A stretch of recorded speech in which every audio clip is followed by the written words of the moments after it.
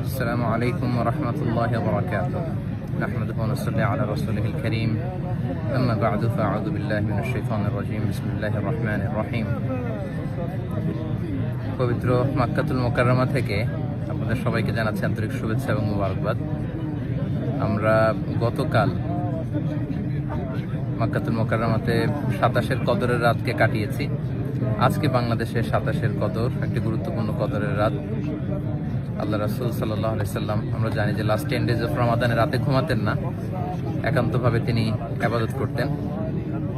আমরা গতকাল দেখেছি লাখো লাখো ধর্মপ্রাণ মুসল্লিরা কাবার প্রান্তরে কেউ উমরা করেছেন, কেউ কিয়ামুল লাইলে অংশগ্রহণ করেছেন, তারাবিতে অংশগ্রহণ করেছেন।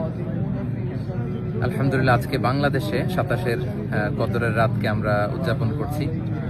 আল্লাহ রাসূল সাল্লাল্লাহু আলাইহি সাল্লাম আম্মা জান আয়েশা রাদিয়াল্লাহু তাআলা আনহাকে এই রাতে একটি বিশেষ দোয়া পড়তে বলেছেন। তিনি বলেছেন যে, আয়েশা, তুমি যদি এই রাত পাও তাহলে তুমি পড়বে আল্লাহুম্মা ইন্নাকা আফুউন তুহিব্বুল আফওয়া ফাআফু আন্নী। অর্থাৎ, হে আল্লাহ, আপনি ক্ষমাশীল, আপনি ক্ষমা করাকে পছন্দ করেন, আল্লাহ আপনি আমাদেরকে ক্ষমা করেন। আল্লাহ রাসূল সাল্লাল্লাহু আলাইহি সাল্লাম রমজানের শেষ দশকে যখন পৌঁছতেন, তিনি ইদা জাআল আশরু আহিয়াল লাইলা ওয়া আইকাযা আহলা ওয়া জাদ্দা ওয়া শাদ্দাল মিযহার, সারা রাত জেগে ইবাদত করতেন, পরিবারের সবাইকে জাগিয়ে তুলতেন, ইবাদত করার জন্য বলতেন। এবং সারা বছর কোরআনের যে আয়াতগুলো নাজিল হয়েছিল এগুলো তিনি জিবরাইল আলাইহিস সালামের সাথে রিভাইজ করতেন, তিনি শোনাতেন। জিবরাইল আলাইহিস সালাম আবার আল্লাহর রাসূল ইসলামকে পড়ে শোনাতেন।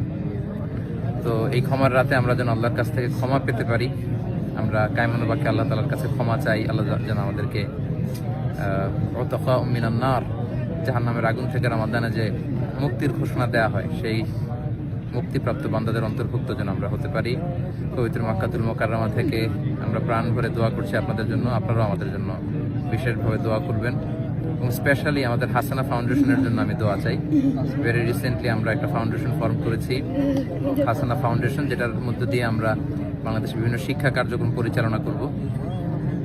কদরের এই বরকতময় রাতে হাসানা ফাউন্ডেশনের ভবিষ্যৎ কার্যক্রমগুলো যেন আমরা স্মুথলি পরিচালনা করতে পারি। আপনারা এই ফাউন্ডেশনটির জন্য দোয়া করবেন।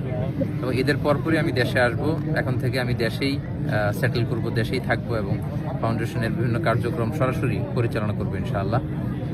আপনাদের সবার কাছে দোয়া আছে, সবার জন্য আবার অফুরন্ত দোয়া ভালোবাসা জানিয়ে মসজিদুল হারাম থেকে বিদায় নিচ্ছি, পবিত্র মক্কাতুল মুকাররমা থেকে।